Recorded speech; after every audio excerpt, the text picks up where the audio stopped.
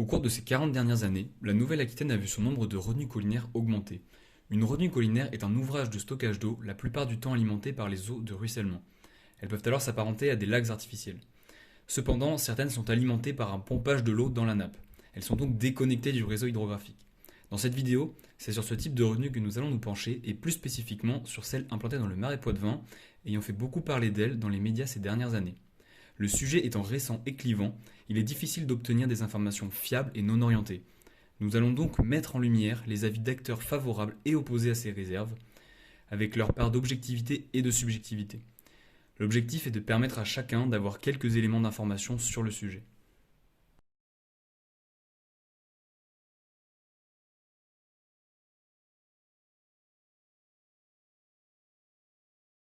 Alors déjà, on est sur un territoire qui est le bassin de la Sèvre niortaise, dans la partie sud des Deux-Sèvres, qui est le bassin d'alimentation de la deuxième zone humide de France, qui est le Marais Poitevin.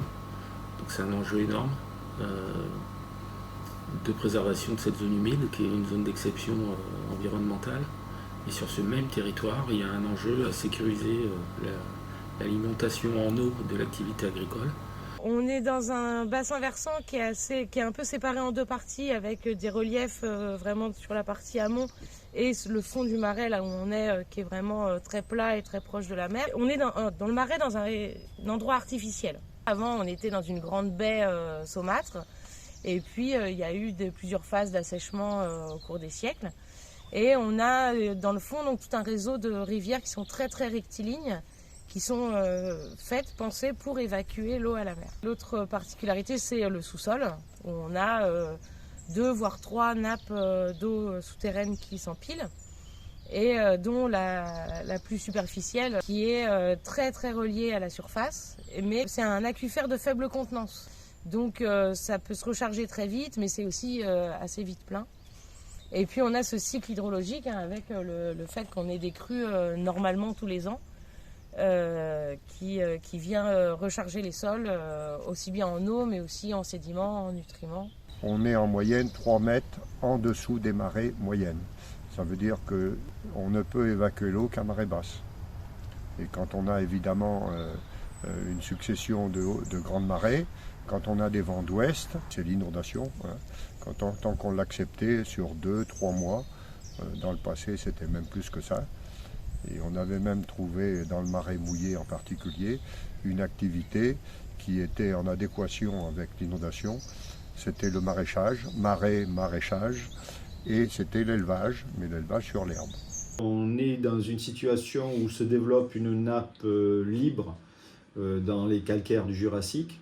La porosité et la conductivité hydraulique de ces calcaires se ferment à une dizaine de mètres de profondeur, à plusieurs dizaines de mètres de profondeur en fonction d'où on se situe. Et donc on a une nappe superficielle qui se crée, qui s'écoule en fait, qui est drainée par le marais. La nappe déborde et alimente le Marais Poitevin par source de débordement. En fait, il y a 2 types d'agriculture. Il y a une agriculture intra-marais, qui est un milieu plutôt de bocage.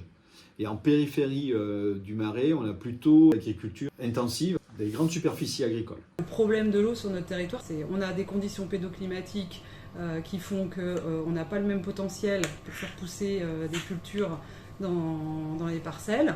Et on a cette problématique de réchauffement climatique qui engendre des difficultés à avoir accès à l'eau au moment où on en a besoin. Ici, on est sur de la plaine, donc la seule solution physique pour retenir de l'eau, une partie de l'eau qui passe, c'est de creuser dans le calcaire. Avec ce qu'on creuse, on fait des digues et on l'étanchéifie parce qu'on n'a pas le choix, avec une géomembrane. Et on remplit ces réservoirs, donc l'hiver, avec des prélèvements qui sont superficiels. Et dans ce type d'hydrographie, prendre l'eau l'hiver, à partir du moment où ces aquifères sont en débordement parce qu'on a eu assez de pluie, en fait on intercepte une toute petite partie de l'eau qui arrive par la pluie et repart à la mer par l'exutoire.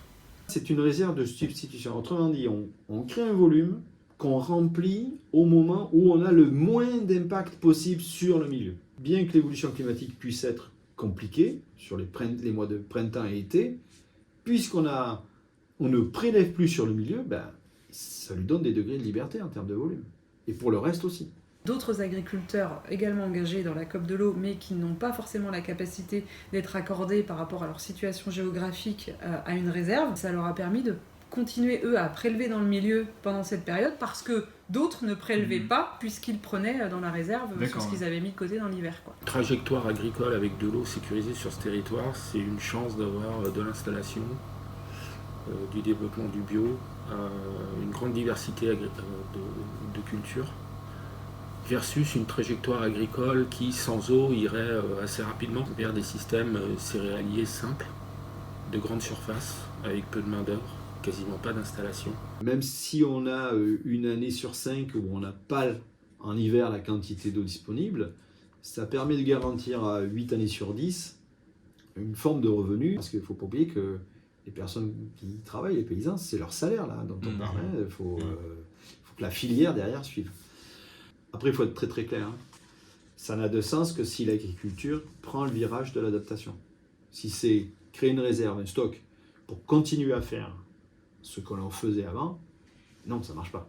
Un virage à 90 degrés, ça ne se prend pas comme ça. En agriculture, il faut adapter les filières, adapter les territoires, adapter les mentalités et accompagner le changement. Moi, ces réserves-là, franchement, je les vois comme un levier d'adaptation.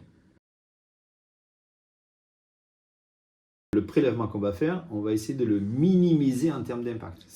On va choisir le lieu, le débit, oui, et la temporalité pour avoir le moins d'impact possible. Après, l'impact négatif, ça pourrait être une qualité d'eau aussi qui évolue, une perte d'eau par évaporation.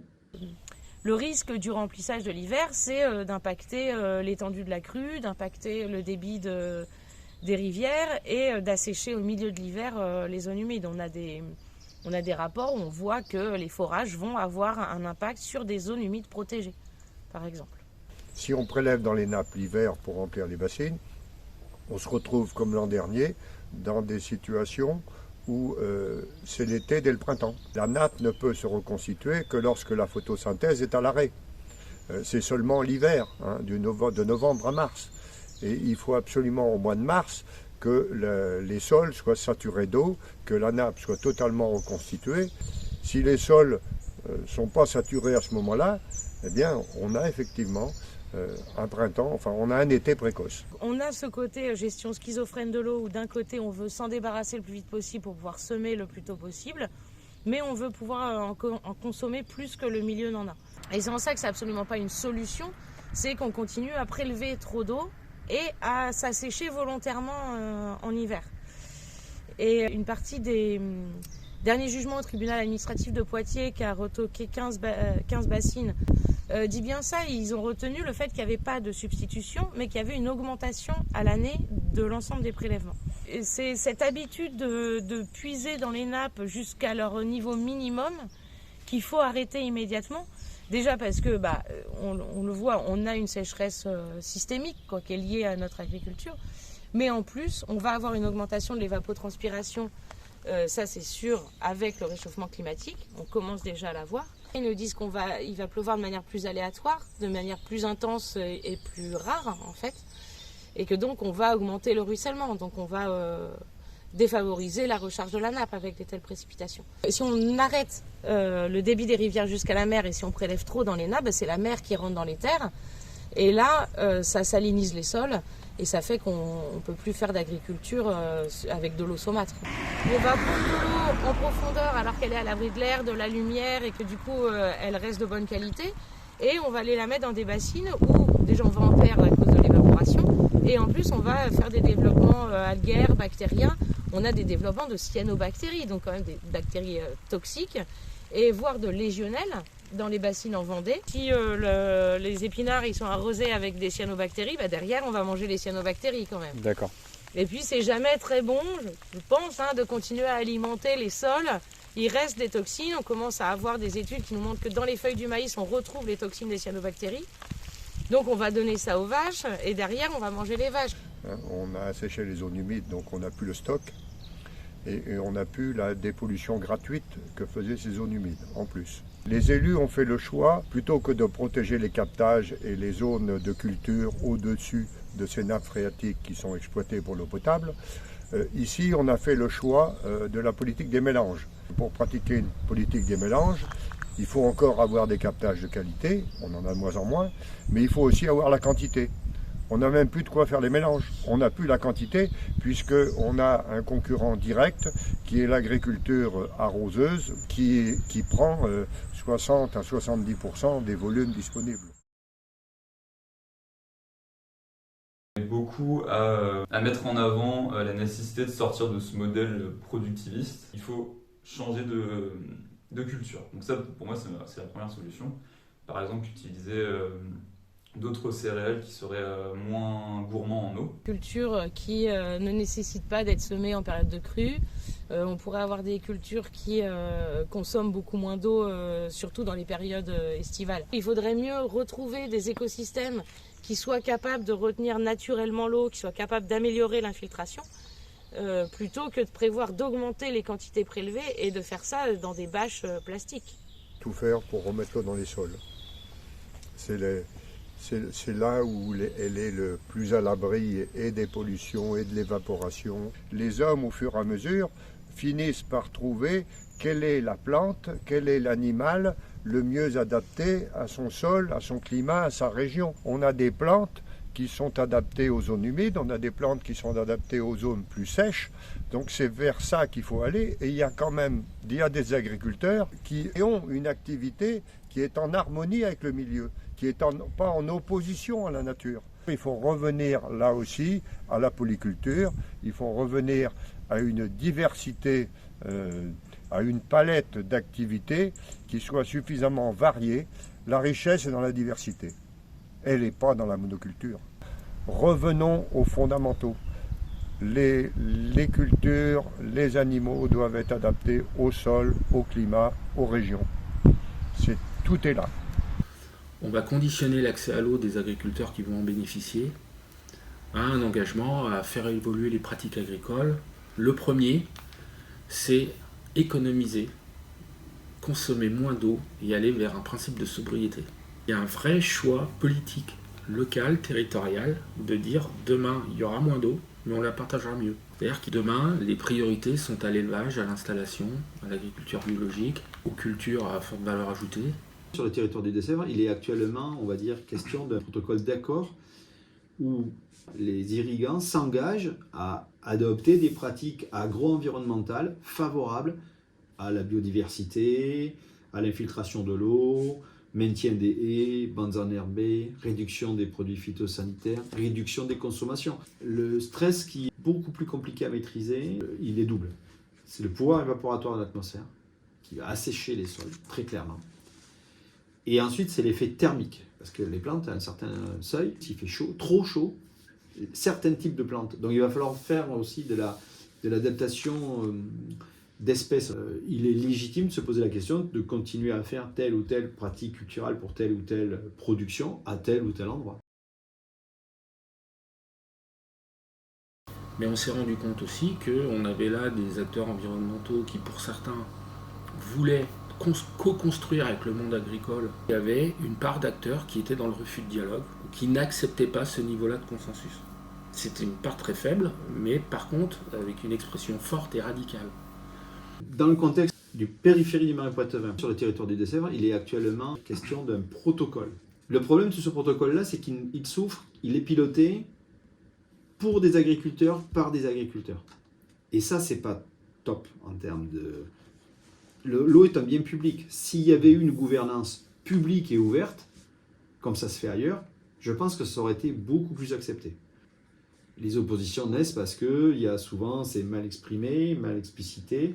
Le système hydrologique, peu de monde comprennent vraiment comment ça fonctionne en souterrain, donc c'est beaucoup plus complexe à faire passer les messages.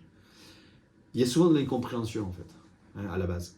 On est sur un débat qui est très fracturé, qui est presque impossible à mener. Il n'y a pas d'espace public de débat, et notamment au niveau scientifique. Chaque fois qu'on a proposé un débat public, ça nous a toujours été refusé. Et en fait, pour qu'on soit entendu dans les médias, il faut qu'on fasse des actions impactantes, etc.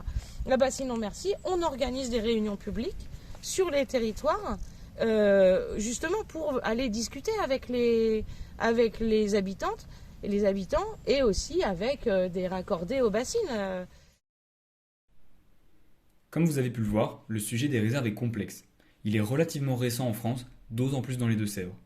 Il n'y a ainsi que peu d'études sur leurs bénéfices et leurs impacts. C'est également un sujet clivant où les différents acteurs pouvant apporter de l'information ont également leur avis et parfois leurs intérêts qui peuvent orienter le prisme par lequel ils abordent le sujet. Dans ce débat, deux points de vue s'opposent. Une vision où l'on reviendrait à une rétention des eaux par l'élargissement des zones humides du marais Poitevin et où la surface agricole serait diminuée, avec un élevage davantage tourné sur le pâturage en prairie et l'utilisation de plantes moins gourmandes en eau. Et de l'autre côté, une agriculture plus conventionnelle, avec la production de céréales irriguées par de l'eau, prélevée au moment jugé le moins impactant, des céréales permettant de nourrir du bétail, tout cela en essayant de prendre des mesures d'amélioration, notamment vis-à-vis de la biodiversité. Cela nous montre deux visions complètement différentes pour l'évolution du territoire.